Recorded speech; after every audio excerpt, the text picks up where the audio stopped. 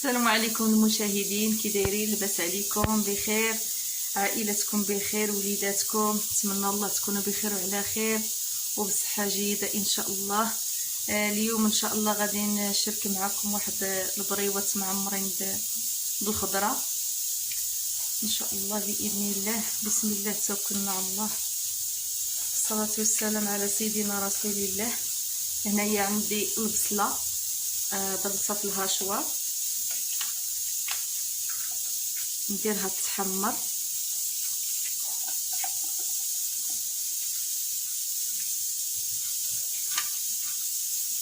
ندير الخرقوم، سكينجبير، ندير الملحه، الابزار، ندير الكمون، سودانيه، معلقه ديال الشاونيه، معلقه كبيره ديال القزبر والمعدنوس مع الثومه مدقوقين، 4 كاس ديال زيت العود.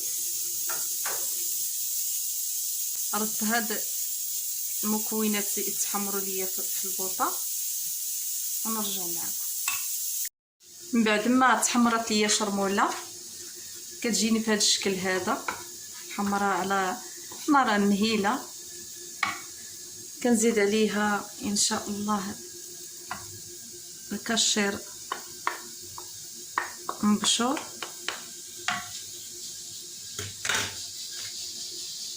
كنزيد عليها الزيتون كذلك مبشور حتى هو.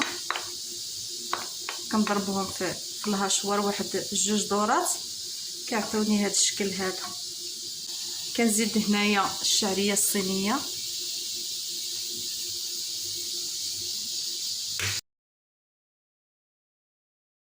من بعد ما قطعت الورقه شديت هاد الجنيبات هما اللواله هما.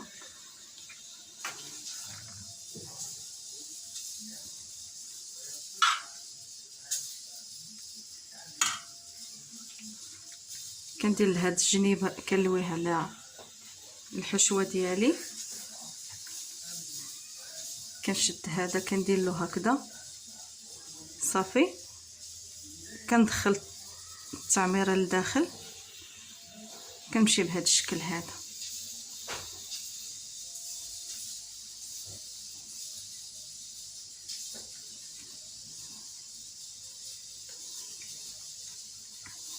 هذا غنشدو غندير ندخلو تحت من هذا الطريف هذا هكا.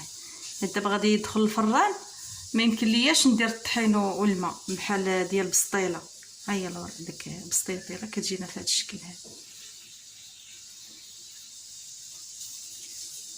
نزيد معكم الثانيه.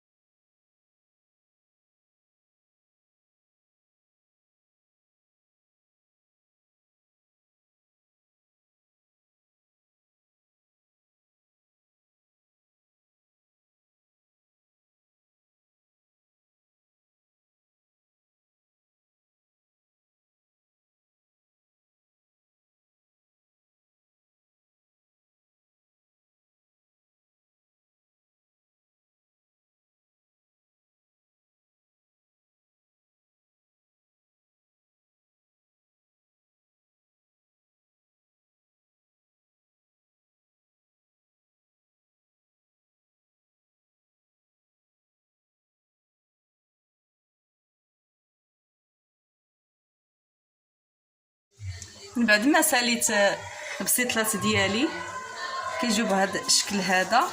نتمنى تجربوهم، هاكم مقرمشين. نتمنى يعجبوكم وتجربوهم. ديروا شي تعليق زوين، بارطاجيو لي الفيديو، الله يكبر بكم وشكرا لكم بزاف. الى فيديو قادم ان شاء الله. عواشركم مبروكه.